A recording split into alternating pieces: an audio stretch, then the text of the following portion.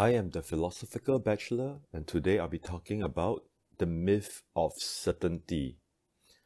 Do you feel that there is one correct way for you to lead your life, and if only you make the right decisions, you will succeed? Are you then frustrated by the uncertainties you face, nagged by a feeling that there must be a correct way, but you just do not know what that way is? Do you wish that life have the mathematical certainty of 1 plus 1 equals to 2? You are not alone. We have been conditioned, particularly during science and maths classes, to believe there are facts about the world which are certain. Remember the true or false test questions you had in school? For example, does light travel in straight lines? Is it true or false? Or how there is only one right answer? Because of such training, many have come to expect that science is an endeavour with certain results and it brings truth. Sorry, scientific certainty is a myth. In fact, certainty is the opposite of what science does. How about mathematics, I hear you say? Are you trying to tell me that the queen of the sciences is not a certain or an exact science? After all, we had sent men into space with fantastic rockets built using precise engineering calculations, and daily we experience the wonders of science around us, like electrification. A genius in the 1870s thought the same. Gottlob Frege thought that mathematics was the model for exact, unambiguous knowledge. He realized, however, that it didn't have an explicit account of basic concepts such as numbers, and he tried to give it one. Shall we bring out the champagne to celebrate already? Numbers, of course, we know what numbers are. So thought Frege too, victoriously publishing his proof, only to have Oxford mathematician Bertrand Russell point out a paradox in his concept of numbers. To cut a long story short, it ruined his life, and humanity has been plagued ever since by the shaky foundations of mathematics.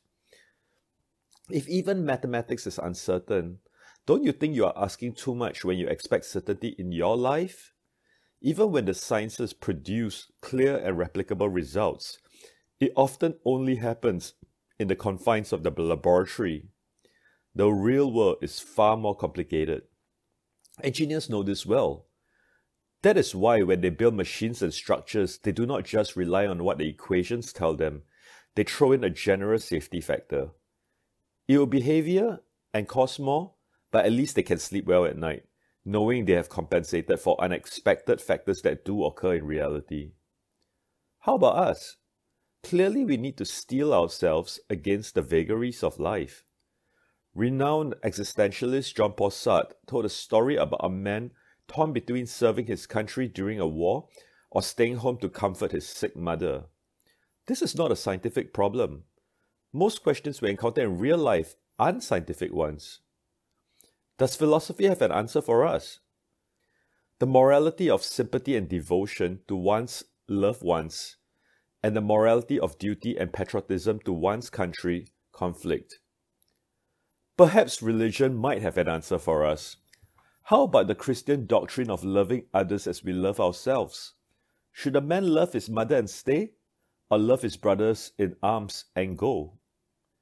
What he is confronted with is existential angst, but choose he must, and he must do so in the face of incomplete information since the future is unknowable.